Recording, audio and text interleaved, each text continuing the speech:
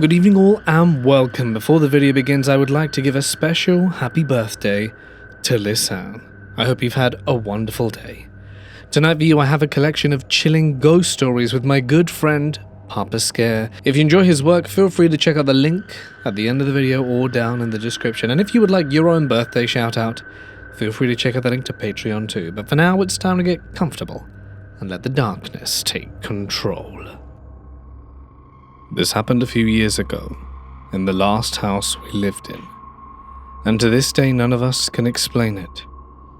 The layout of the place was pretty simple. My bedroom was tucked down a short hallway, and to get to the bathroom I had to pass through the living room. My mum, who was a notoriously light sleeper, had been sleeping on the couch a lot during that time. Something about the mattress hurting her back. One night, between 2 or 3 a.m., she was lying there half awake. She told me she heard the familiar sound of my bare feet padding across the floor, slow, steady steps, moving from the hallway entrance into the living room. But then the footsteps didn't go towards the bathroom. Instead, they started circling one of the recliner chairs near the middle of the room. Not once, not twice, but multiple times. She thought maybe I was sleepwalking or goofing around, so she whispered, "Maria, what are you doing?" But there was no answer. The footsteps continued, the soft thuds of flesh on wood, slow and deliberate, still moving around the chair. She tried again, louder this time. "Maria, seriously, go to the bathroom or go back to bed." But there was still no answer. Just the continued steady pacing. Now she was getting irritated and a little freaked out. She sat up, switched on the lamp beside the couch, ready to scold me or snap me out of whatever daze I was in. But there was no one. The room was completely empty. The chair sat still in the soft yellow light. No sound, no footsteps, nothing. She immediately got up and walked down the hallway to my room. When she opened the door, I was completely out cold in bed, bundled up under the blankets, breathing slowly, completely undisturbed. She stood there for a long moment just watching me, trying to make sense of it. She swears to this day she wasn't dreaming. She was lucid, fully awake, and certain that she had heard someone or something walk in circles around that chair.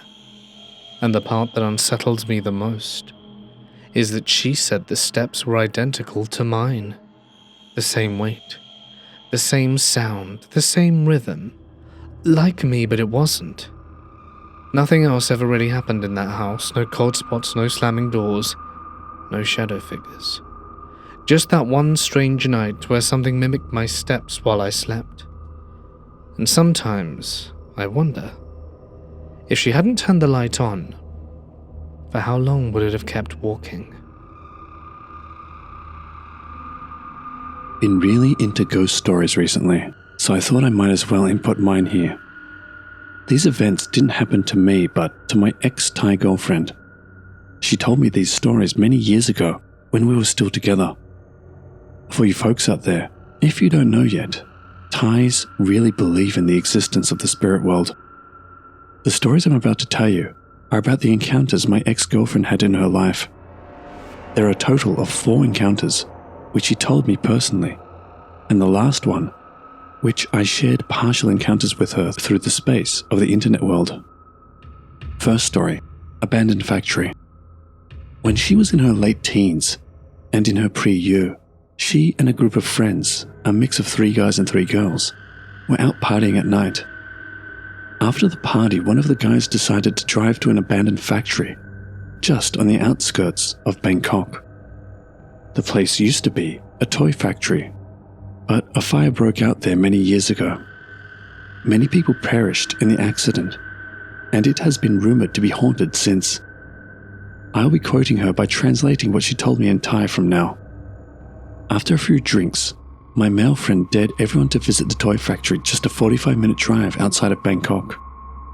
Me and my 2 other female friends didn't want to go as it was late and the idea was crazy, and we're scared of ghosts. But since he was the only one driving at that time, we could only comply. The drive took us through a semi-forested area that led to a big metal gate that was padlocked.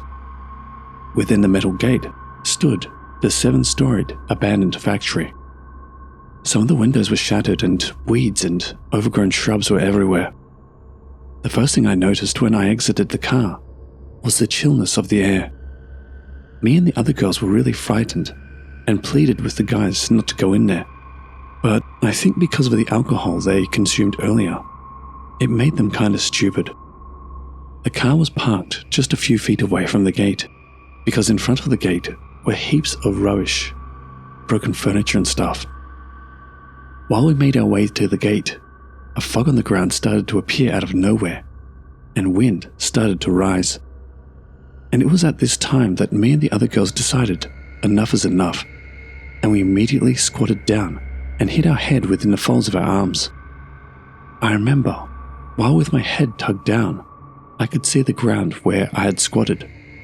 The fog was getting thicker and thicker, and I could hear the wind making whistling noises. I was very scared, and started to pray and told my 2 other female friends to do the same. The guys laughed and continued their way to the gate and climbed over it. After a while, I could hear that their voices were getting softer as they made their way into the factory. I could still hear them talking as if discussing which way to enter the building. This time, I looked up to see where they were, and I could see one of them shining a torch at the facade of the building. Suddenly one of them shouted, and the next thing I saw, 3 of them were running back to the gate, with one person laughing while running. They reached the gate and climbed over and came to us. Me and the other girls stood up and told them we wanted to leave immediately. We asked the guy who shouted what happened. He said that when he was shining his torch at one of the windows, he saw a shadow with red eyes looking back at him. Suddenly, after he said that, all of us heard the familiar digital charm of a factory announcement, Dan, Dan, Dan, followed by the howling of dogs. We ran to the car as fast as we could and drove off immediately. Second story, unwelcome visitor. This story happened not long after the factory story. My ex-girlfriend was staying by herself in an apartment around Bangkok, Lad Phrao area. I know which condo, but I will not mention names here. Same thing, I'll be quoting here by translating what she told me in Thai for now. I was having an afternoon nap when suddenly I became wide awake and jumped straight up from my bed. I don't know what it was, but I felt something was in my room with me when I was meant to be all alone. I turned to my right where my desk was, and right then, the armchair, which was one of those typical black study armchairs with rotating axis and wheels on the bottom, turned very quickly and swiftly and stopped at an angle where the front seat faced directly at me. It was as if someone was sitting in the armchair and swinging their weight to the right and stopped it with their feet. I was so scared, but I pretended to remain calm. My phone was beside me then, so I picked it up slowly with shaking hands and called my ex-boyfriend. I asked him if he could come over now because something happened to me. After I put down the phone, the chair was still at the same position, as if the thing sitting on it was watching me. I didn't move until my ex-boyfriend opened the door, and I ran and pulled him outside and told him what had happened. He helped me move the chair to the dumpster downstairs afterwards. Third story, unwelcome visitor 2. This story happened not long after the second story. It happened in the same apartment. I was sleeping at night when I suddenly woke up. My eyes remained closed, as I felt the same feeling that someone was in the room with me, despite me being alone. The only sound I could hear was a soft humming of the air conditioner and the occasional soft street noise down below in the alley. Then suddenly, I can hear the sound of a loose wheelchair going around my bed, despite the fact that my bed has the head against the wall. It sounded like someone sitting in a wheelchair and pushing and going around my bed. I closed my eyes and prayed as hard as I could. The sound got faster and faster, and then suddenly, it was gone. I immediately jumped straight out of bed and dashed out of my room. Fourth story, Unwelcome Visitor 3. This story happened when I was still with her. Being in a long-distance relationship with her, our only way to see each other every day was through Skype. And during weekends when both of us weren't working, we would make it a point to stay at home to see each other. Yes, we did that for almost 4 years, most weekends and every night.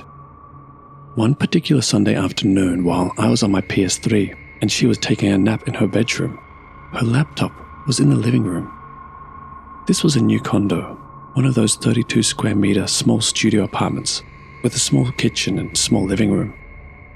Suddenly I heard her shouting and screaming while she ran from her bedroom to the living room laptop. I can see through the Skype cam that she was pretty freaked out and shaking and was crying and talking very fast. She said, while taking her nap, she suddenly woke up, but she could not move her body.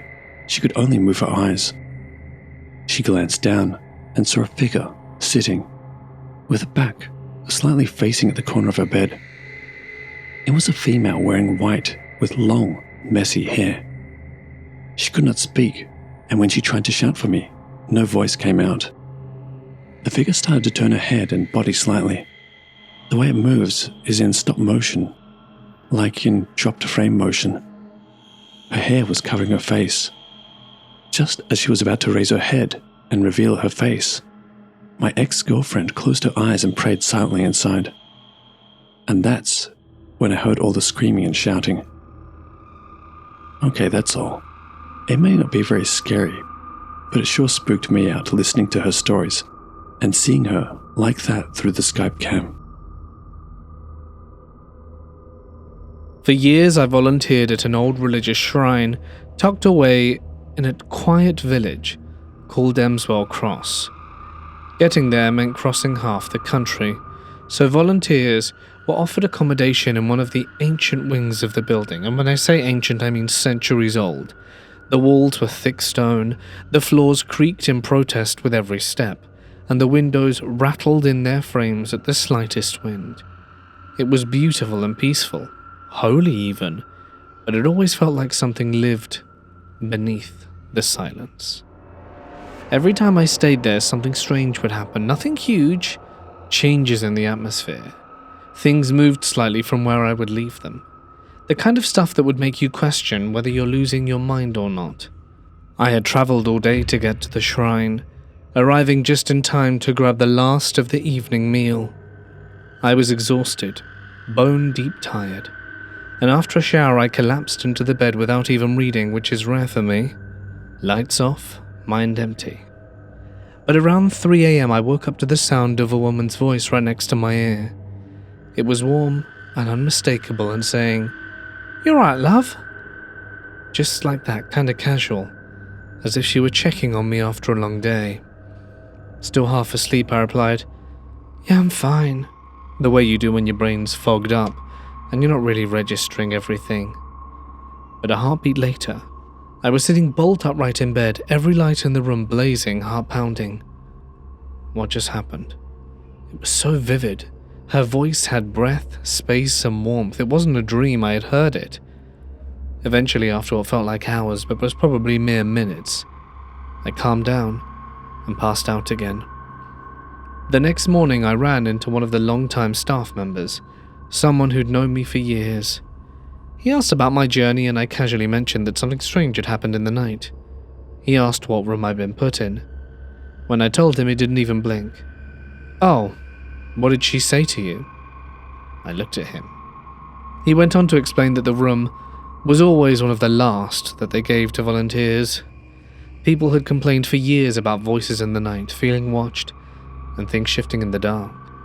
And when that wing was being renovated, the builder had used the room to store their tools, and they kept finding their equipment moved, neatly and precisely, but always in strange little arrangements that no one admitted to doing. That sealed it for me. What I experienced wasn't a dream or imagination, but was real. But the thing is, I wasn't scared. My late father, who was a priest and deeply spiritual, always told me that ghosts, true ghosts, aren't usually malicious, but just people who have lost their way, who don't know how to move on. and that you pray for them. He believed it deeply, and so did I. So from that night on, every time I stayed in the room, I lit a candle and prayed for her. I'm not Catholic, I'm High Church Anglican, but our traditions are close, and we honour the dead. We believe in the soul's journey, and I never heard from her again. The shrine itself is nearly 960 years old. It was reduced to rubble during the Reformation by soldiers under King Henry VIII.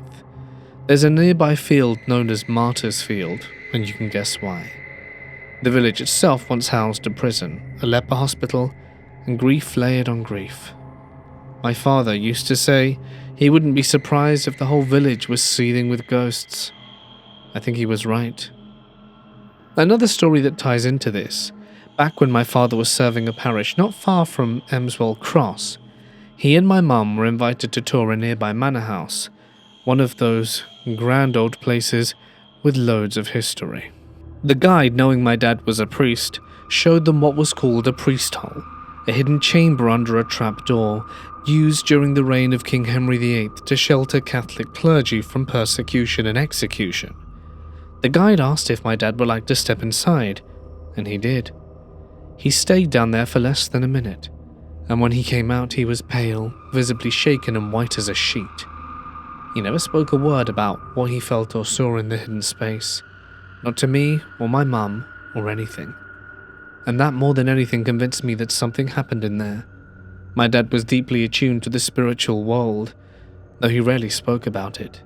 He believed fiercely, but he carried those experiences quietly, as a priest should. This is a story that I experienced. At that time, I was living in an old 2-story wooden apartment, but it had recently been renovated and the interior was nicely appointed. The floors had also been replaced from tatami to hardwood flooring and was sparkling clean. The layout was one room with a separate bathroom and toilet, and there was also a washroom attached. The kitchen was about 4 tatami mats in size, and the living room was about 6 tatami mats. The rent was 40,000 yen per month. It was very cheap for the city, and I personally really liked it. That day I stayed up late at a company party, and since I had to catch the last train, I think it was close to 1 a.m. when I got back to my apartment. When I climbed the stairs of my apartment and reached the front door to my room, I began to feel a little uneasy. Looking back now, I truly regret not being more cautious and refraining from entering the room. Inside the house, there was a door to the left of the front door, a sink, toilet and bathroom on the right, and a sliding door directly in front that separated the kitchen from the living room. I usually left this sliding door open and would close it only when cooking. When I got to the front door, I felt something shaking through the glass kitchen window next to it. However, at the time I assumed it was just the headlights of a passing vehicle coming in through the opposite window or something. I took my keys out of my suit pocket and casually opened the front door. Then something started to move in the room. The room was dark and I couldn't see clearly, but I saw something long, hanging down from the ceiling in the living room, right in front of the open sliding door. It was slowly swaying back and forth. Of course, I had no recollection of installing such a thing in my room, so I just stood there. After a while, my eyes gradually became accustomed to the darkness.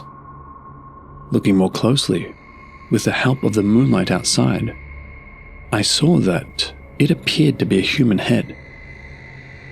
I had no idea what was going on, but I saw a human being hanging upside down from the ceiling, with a glowing white neck and long hair that was swinging back and forth like a pendulum, using its entire body.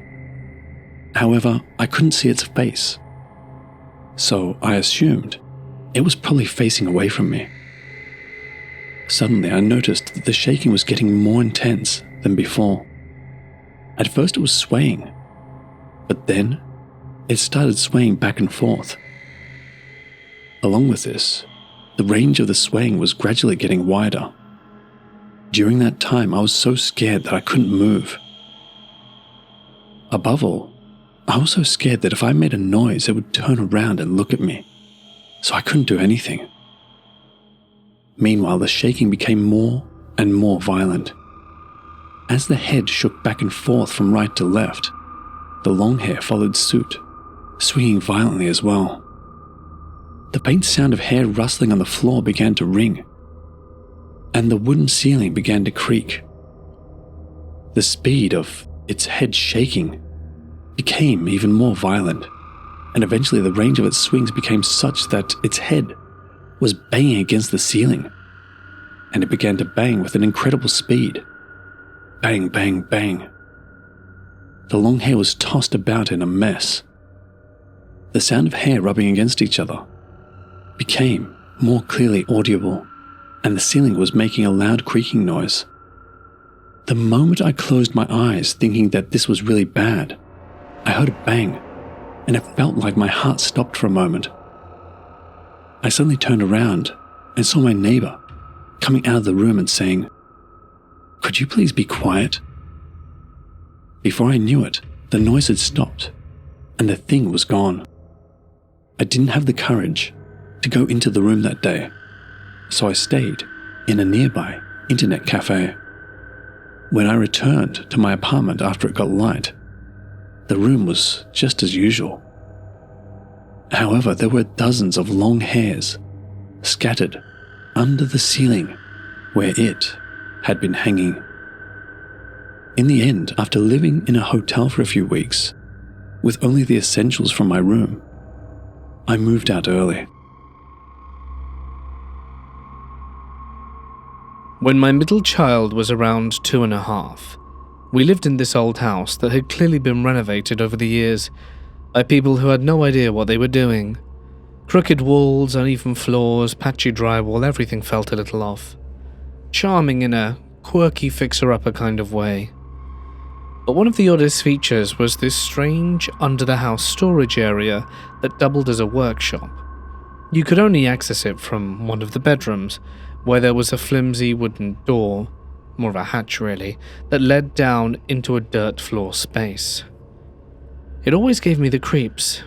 It smelled like old wood and something sour. We never used it much, but I hated going near it. At that age, my daughter had just started speaking in full sentences and would often come with us, saying the kind of weird, imaginative stuff you'd expect from a toddler.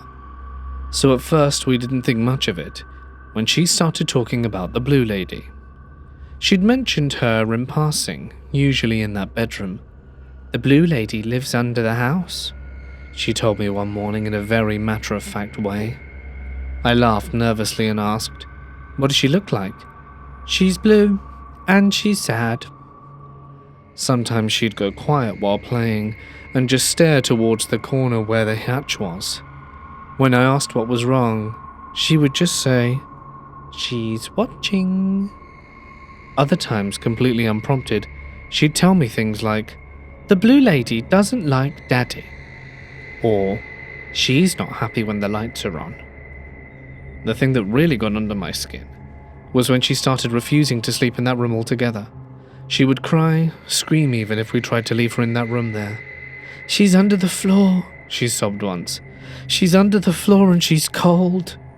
Eventually we gave up and moved her into another room, and then, thankfully, we moved out of the house entirely not long after. And just like that, no more Blue Lady. We never heard her name again, no stories, no references, nothing. To this day, I still wonder what my daughter was seeing or sensing. Maybe it was just a toddler's imagination, sparked by an eerie old house in a dark crawl space. But I can't help but wonder who or what the Blue Lady really was, and I'd be lying to myself if I truly believed that it was all in her head. I'm quite sure there was something in that house with us. I'm glad, though, I didn't get to see it for myself, and that she no longer sees it anymore. My husband and I sold our house and moved to another home that we were buying from a church. The home was built and owned by a couple from England who had no children. The husband passed away in the house. The wife got dementia and went into a home. They left the house to a church a few doors down. We were pre-approved for the mortgage, but due to the church lawyer messing up the paperwork, delaying our mortgage closing, and our house already being sold, they let us move in prior to the actual purchase. The house had been empty for several months prior to us moving in, but strange things started happening on day one. We live in Virginia, but the day before we moved, I had to leave and go to Massachusetts to help my mother. My sister-in-law, a few nieces and nephews, and my brother-in-law helped my husband and daughter move. My husband, his sister, and brother left the kids and 4 nieces at the house to start unpacking while they went and got another load. While the adults were gone, the girls, ages 8 through 16, were all unpacking my daughter's bedroom. The girls found a Polly Pocket set and decided to play with it for a little bit before the adults got back. All of a sudden, the blinds started going up and down by themselves. This was still happening when the adults got back. Fast forward, everyone leaves. It's just my husband and 2 daughters. The girls go to sleep, reluctantly. My husband does not believe in ghosts or anything supernatural. Our previous house had a friendly haunting, and he always scoffed at me when I would tell him that I saw one of the previous occupants of the house. At any rate, husband goes to bed in our bedroom. He feels like he's being stared at and is very uncomfortable. After about an hour of this, he goes to the living room, moves the furniture in such a way that he is sleeping on the couch in an enclosed space. Think like back in the 1800s, when they would circle the wagons. Furniture placed in a circle with a coffee table and TV in the middle. He called me at 1 a.m., unable to sleep because something was watching him. This goes on every night. I come home a few days later and start to try to complete the unpacking. He goes back to work. I am very uncomfortable in this house. I'm very sensitive to spirits. My every move was being watched. Going to the basement would cause me to be unable to breathe. I tried to get a priest to bless the house, but it was impossible to get someone there in my time frame. I can't get any work done. My son, who wasn't even 1 yet, was very restless in the house. Cranky and needy, and he was previously a very happy baby. Weird things kept happening. Things going missing. Footsteps upstairs when nobody was up there. Blinds moving by themselves. The kitchen door swinging open by itself. That door had to be pushed hard. The last straw was when the doorbell started ringing at 3 a.m. every night. We would get up and answer the door. Of course, nobody was there. Shut the door. As soon as we walk away, the doorbell would ring again. We immediately pulled out of the deal and moved. I never slept so well as I did the first night out of that house. Another couple bought the house about 9 months after we moved. The house was a 2,500 square foot brick house. It was beautiful. It's been 15 years since we lived there. The people that bought it are still adding onto it. It has been under construction for 14 years. All I can think of is the Winchester house, because all of the additions they have done do not match. Thoughts on what might be in that house? I feel like it was demonic, almost like there is a portal or Indian burial ground that got disturbed under that house. This happened a few years ago, right after I started a new job. The building was old, really old. It had that worn-down pre-architecture vibe with creaky floors, drafty windows, and dim yellow lighting that always reminded me of halls at dusk, no matter what time of day. It definitely had character, but it always felt, or at least made me, feel a bit uneasy. I was staying late one night to wrap up some stuff before a deadline.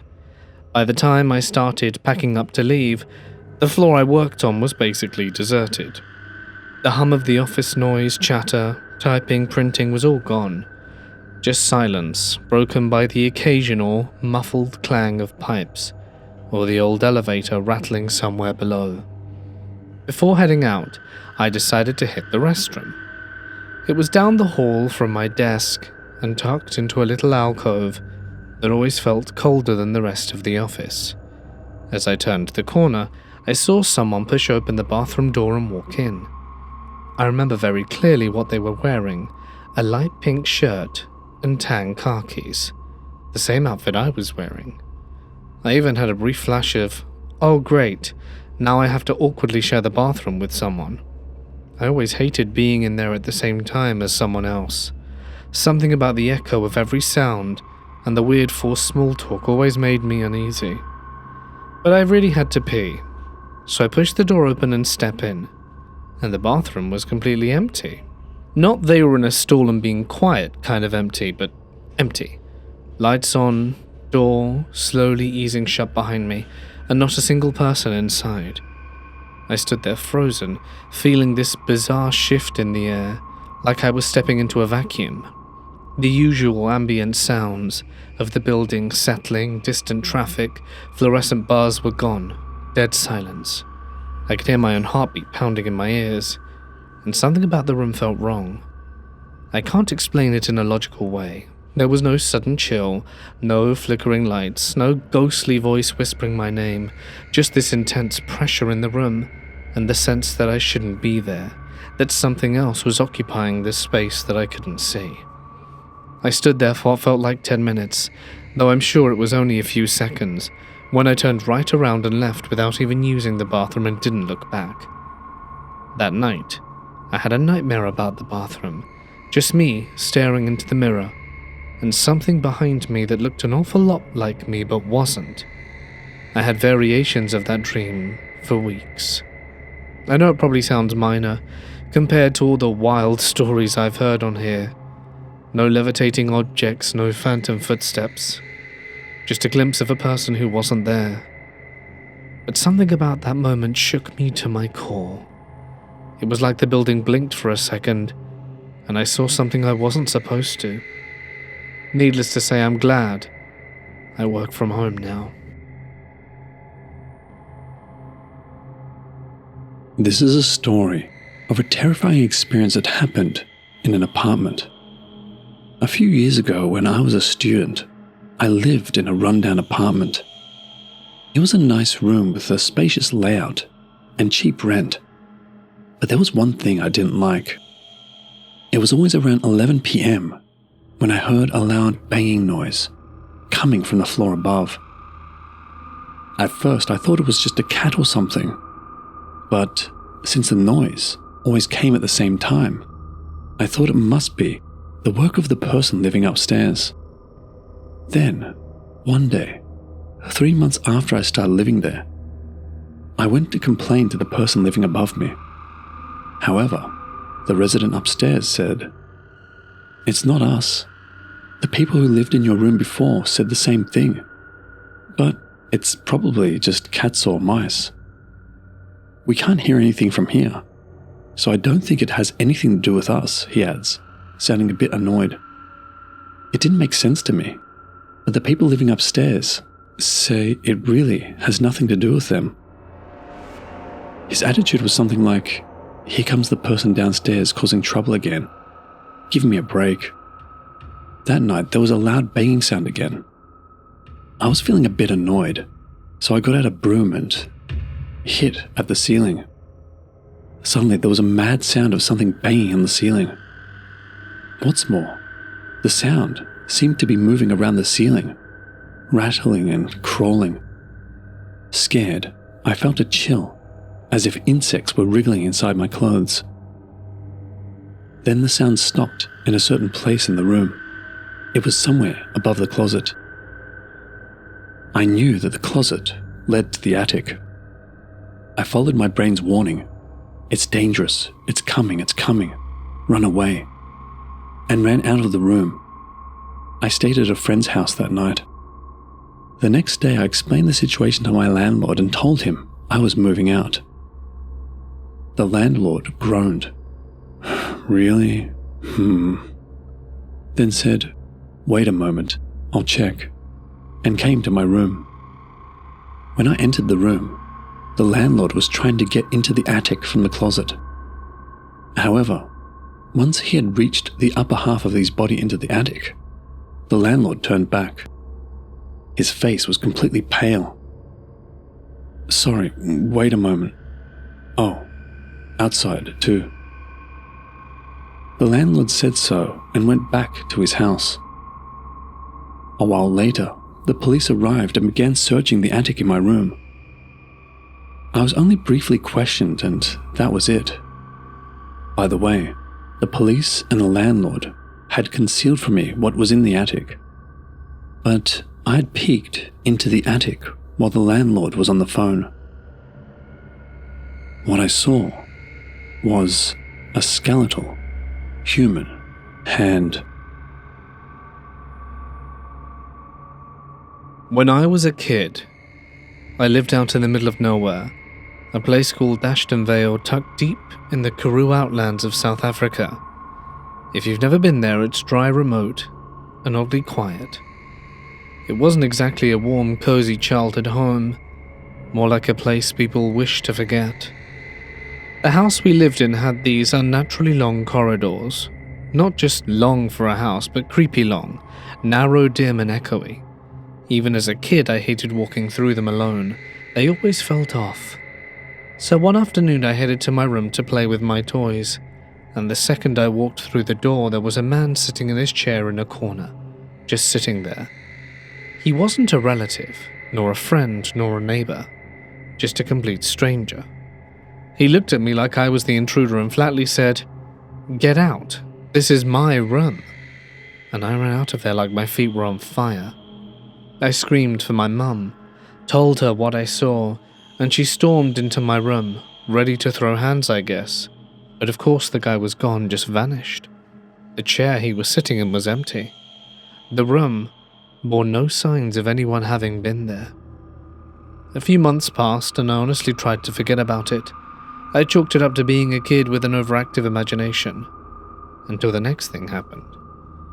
I was in the kitchen with my mum baking a cake, just the two of us in the house. The rest of the place was dead quiet, when out of nowhere several potatoes rolled into the kitchen from the corridor.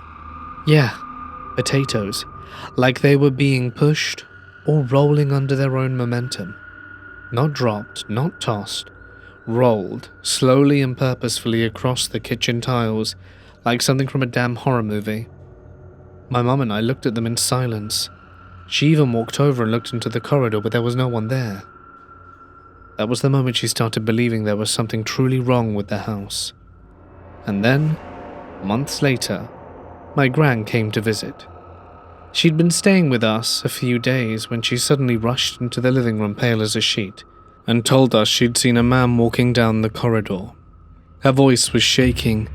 She described him, what he was wearing and how he looked, and it matched the guy I saw sitting in my room, every detail.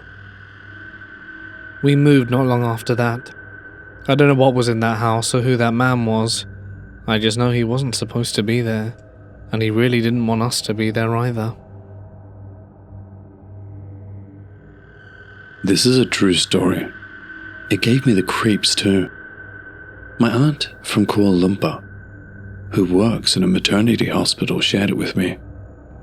She usually works night shifts, and as we all know, hospitals can be pretty spooky at night. Lots of things happen that only some people notice. One normal working night, my aunt reached her ward on time and was at her desk, doing her usual duties. Then, she was asked to send some files up to the 5th floor for immediate action. Not knowing what awaited her, she went to the 5th floor alone by lift. At the 3rd floor, the lift opened and a child came running in, playing and laughing like little kids do. My aunt got off at the 5th floor and did her job. After she was done, she took the lift back down. It was only when she was back with her friends that it hit her. What was a young child doing on the 3rd floor, which is a nursery or daycare area, in the middle of the night? That realization gave her goosebumps. After that day, she never went alone. In fact, all the nurses always go in pairs in the lifts. Scary, huh? P.S. My aunt became ill the next day for several days with a high fever for no particular reason. Apparently, it's said that nurses wear their caps for protection, especially those working at night, because they won't be disturbed if they wear them. That's what I've heard. When I was younger, I used to spend one weekend a month at my granny's house. She lives out in the middle of nowhere. At the time this happened, my granddad had passed away just a few months earlier. He took his own life, and while things had settled a bit by then, it still felt like the house had a gaping hole in it. That night, some of the family were going to a school party, and my granny and her friend went to drop them off. That left 5 of us alone in my house.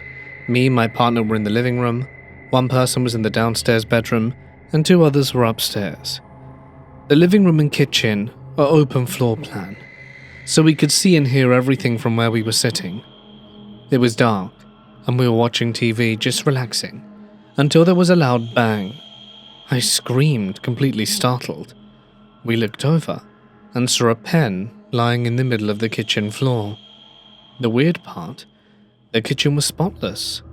My granny is one of those people who keeps everything tidy, and we hadn't even seen a pen out before. We started talking about where it could have come from, but we just shrugged it off as odd. About 10 minutes later it happened again, but this time it was coins. Loose change that had been sitting on the windowsill suddenly rolled off and scattered across the floor. We immediately thought it was the person in the downstairs bedroom trying to wind us up, but they swore they hadn't moved.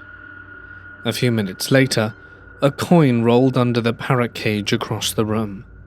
There was no way it could have been the person downstairs now, not unless they'd teleported. It kept happening. A pen, then coins, then another coin, rolling like it had been flicked. Each time we jumped, panicked a little more, and got that cold someone's watching us feeling. When my granny got back, I told her what happened, and she just smiled calmly and said, "Which pen was it?" We showed her, and she said, in a quiet way, "That's strange. I only have 2 of those pens. They're branded from where your granddad used to work. One stays clipped to the calendar, and the other one's in the drawer right there." She pointed across the kitchen, the drawer that hadn't been opened all night. But somehow the pen made it out of the drawer and landed right next to us. It took me a while to realize, but honestly I think it was my granddad. He always had this playful, mischievous streak. He loved to scare us when he was alive. Nothing cruel, just little jump scares or pranks to make us laugh. Looking back, I think it was his way of checking in, saying hi, and reminding us he was still around. And maybe give us one last fright, for old time's sake. John awoke from a deep sleep, with trouble breathing, as though something had its hands wrapped around his neck. He opened his eyes to see this person who was under the covers, sitting knees first, down on top of his chest, choking his throat with their knees, holding his arms down. He couldn't see a face straight away. He tried screaming for help from his wife, who was working on the computer in the adjoining room, but was unable to mutter much more than a faint murmur, due to the being's hands wrapped around his throat. After several minutes of struggling to fight this being off his body, he finally got a hand free. He used this hand to knock on the wall to attract his wife to come for help. He was able to somewhat fight this being off his body until his wife came in, and he was then able to see this being's face for the first time. It looked like a blonde female's face who had been drowned. His wife finally helped him get this being off, and as he got up to hug her and turned around, the being was gone. He got his wife to come to bed with him, and they held each other close. As John slowly dozed off again, he realized that this being was back, and that it was not his wife. He felt a surge of pressure being applied to his body by this being, as it once again tried to sit down on top of his chest. While fighting this being, he assumed he passed out. What seemed to be about 5 minutes later, he physically woke up, for real this time, threw his covers off, turned on the light, and headed straight for his wife in the next room. He told her about his experience, and she could see that he was quite shaken up about it. He asked her about things like, did she hear him scream? Did she come in to help? To which she didn't. All he could put this down to was a dream. But after reading similar stories on the net, he wondered if it could be more of a sleep paralysis syndrome. He took antihistamines before sleep, but had done so for well over 10 years now, with no previous occurrence of this at all. He had what he believed to be contact with the paranormal before, although previous times were when he was well and truly awake. Can ghosts visit in dreams? I'm not sure if this is possible, but after hearing this experience, it's freaked me out completely. Sometimes around 1 a.m., I hear singing downstairs. It's never loud or startling, just soft like a lullaby. A woman's voice, gentle and slow. There's something motherly about it, and honestly I find it comforting. Most nights it helps me fall asleep. It's not my parents, they both work long hours and usually clock out for the night around 11 or midnight. I've even asked them about it casually, but they look at me confused, said they hadn't been up that late in weeks. But still the singing happens. Not every night, but often enough that it feels familiar now, like a routine between me and someone I've never met. But the part that really stuck with me is what happened one afternoon. I had just gotten home from school like any other day. As I opened the front door, I glanced towards the living room and saw someone sitting on the sofa. I assumed it was my mum, maybe home early. Without thinking, I called out, "Hey, I'm back from school." And then I heard it. A soft, distant, "Hi," almost like an echo from the end of a long hallway. I walked into the living room expecting to see her, but instead, I caught sight of something else. A silhouette. She wasn't dark like a shadow. She was bright, a kind of glowing outline almost too soft to focus on, like looking through sunlight on fogged glass. She stood up slowly, turned, and walked towards the hallway. And then she was gone. No sound, no door creaking, nothing but the faint afterimage of someone who didn't want to scare me. I don't know who she is. Maybe she's the same woman who sings at night, maybe not. But she never made me feel afraid. If anything, I felt like she was just making sure someone knew that she was still there. This is a friend's experience. I rented a room in an apartment. The apartment was a renovated old building, but it was well renovated and very clean. The room I rented was on the top floor, and it was spacious with high ceilings and a very open feel. The property was within walking distance of the main train station, had many shops nearby, and was in excellent condition. Yet, the rent was not that high. In fact, it was almost cheap. After I'd been living there for a while, I discovered one thing I didn't like about the place. I noticed a small shelf at the top of the closet, in the Japanese-style room, and at the back of the shelf, there was a talisman pasted on the ceiling. I am not very sensitive to spirits or anything like that. So, although I found it creepy, I peeled the talisman off and threw it away. After that, I started getting strange phone calls while I was in my room. The voice of an elderly woman repeated in a murmur, "Isn't this my house?" I thought it was a prank call or the work of an elderly person with dementia, so I just hung up the phone. But the call came every now and then. The same old woman called again and again over a period of time with the same message.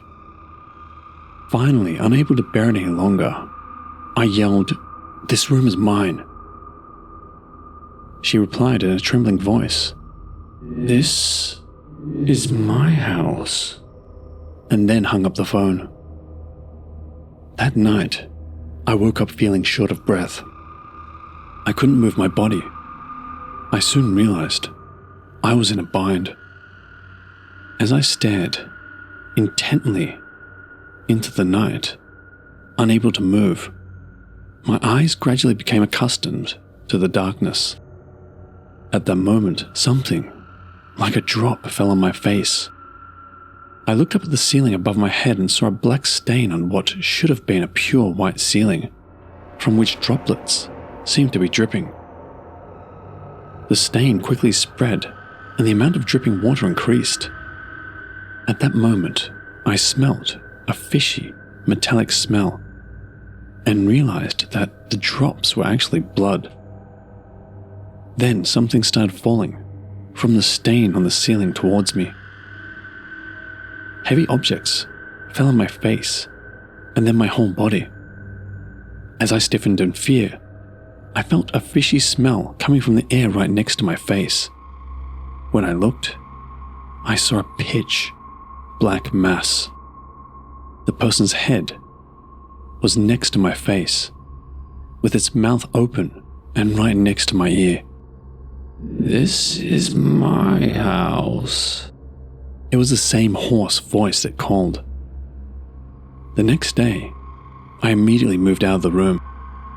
I told the real estate agent that I can't live in a place like that anymore. But the real estate agent didn't even question me and agreed to let me move out immediately. Later, I researched the history of the room, the apartment, and the building before it was renovated.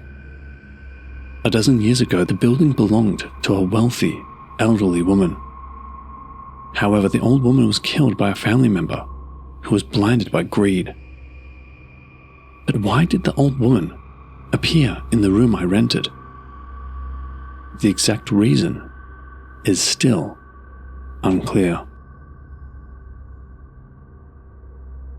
When I was really young, probably around 3 or 4, my mum said I had a habit of sitting in the corner of my bedroom and holding these long, quiet conversations with someone who wasn't there.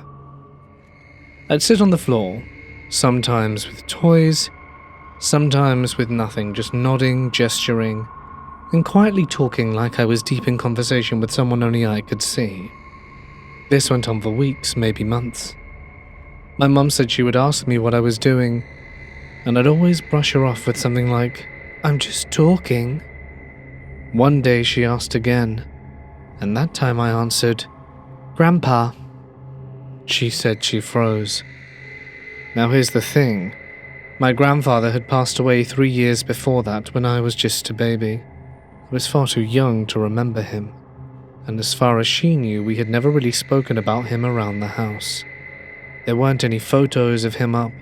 He wasn't talked about much, maybe because it was still too painful for the family. But apparently I started describing him. I told her something about how his moustache, how it was fuzzy and tickled when he laughed. I even mentioned a silly joke he used to tell, something about a duck and a sandwich that made no sense to me. But it kept my mum dead silent. It was all true. Things I could never have known. Things she swears no one ever told me. She later asked around just to be sure, and no one else had brought him up either. Eventually the conversation stopped. I got older. The corner just became a corner again and I don't remember any of it. I only know the story because she shared it with me years later. But a part of me wonders, maybe it wasn't imaginary. Maybe he was really there just checking in, saying hello. And for a little while, I remembered him. This story I'm about to narrate is an incident that occurred to me. I am a staff member at National University Hospital in Singapore. As many of us know, there is a linkway that connects the main building and Kent Ridge Wing. This linkway is located on level 2. The level 2 linkway is used for moving patients, and this is how everything started. It was a weekend. The time was 5:15 p.m. I was instructed to complete a task that was assigned to me by my controller. I had to dispatch 14 case notes. Therefore, I went to the medical record office located at Kent Ridge Wing. I was pushing the trolley towards the linkway. Suddenly, the door at lift lobby 8 opened and closed several times. I sensed that something was wrong. As I pushed the trolley faster, I could hear a lot of footsteps around me. However, I was the only person at that level. I closed my eyes for several seconds. As I took small steps towards the entrance of the main building, I saw a white figure moving across the staircase towards the histopathology lab. The next thing I knew, I was dumbstruck. I called my controller and asked her to assign the job to another porter. I left the trolley outside the Department of Diagnostic Imaging. The following week, I decided to investigate the hospital. That's when my colleague told me that during the 90s, the histopathology lab used to be a place where they did post-mortem work. They used the cadaver's body parts for research and experiments. However, they demolished the area and converted it into a histopathology lab. It is said that the spirit is lurking in that area and has been there for a very, very long time, trying to find its body that was once used for medical experiments.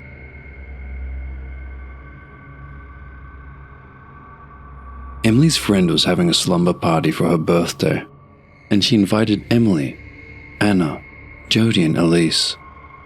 They were mucking around, telling scary stories, making some up and real ones that they experienced.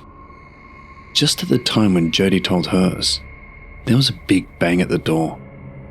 They were all scared because Elise's mum and dad had gone out that night, so they were home alone. They decided to lock all doors and windows and then met back up at the room they slept in. Jody didn't come back, and when they got back, the window in that room was open.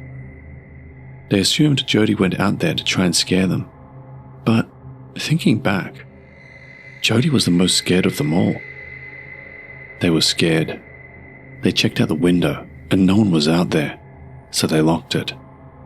They checked the whole house, downstairs, and checked up and heard screeching. They went in the room they thought it was coming from, and there was Jody, trying to shut a window that screeched when it ground along the bottom. Then it just shut, no screeching. It was as if someone or something was holding it shut. Then, the bang at the door again, 5 times. They decided to check it out. As they went downstairs, they all voted for Sarah to open it. So she did. Nothing. Then as Sarah shut it, something held it and something said, "Let me be free." They didn't understand it. What did this mean? They decided to let it go. Besides, they were kids. What were they going to do? No one would believe them. From that night on, they dreamt about it. But when they tried to talk about it, they just couldn't. It was strange. Hey guys, it's Mort here, and thank you so much for listening. I hope you have enjoyed tonight's collection of scary stories. Don't forget that if you want your birthday shout out, select the topic of your choice and a bunch of other cool perks. Feel free to check out Patreon, or when you get your name on the end credits too. Link in the description. But that's it from me, guys. I hope you have a wonderful evening. Huge thank you, as always, to my members and patrons, and of course, to Papa Scare for joining me in tonight's collection of spooks. But that's it from me. Stay awesome, and I'll see you in the next one. Good night.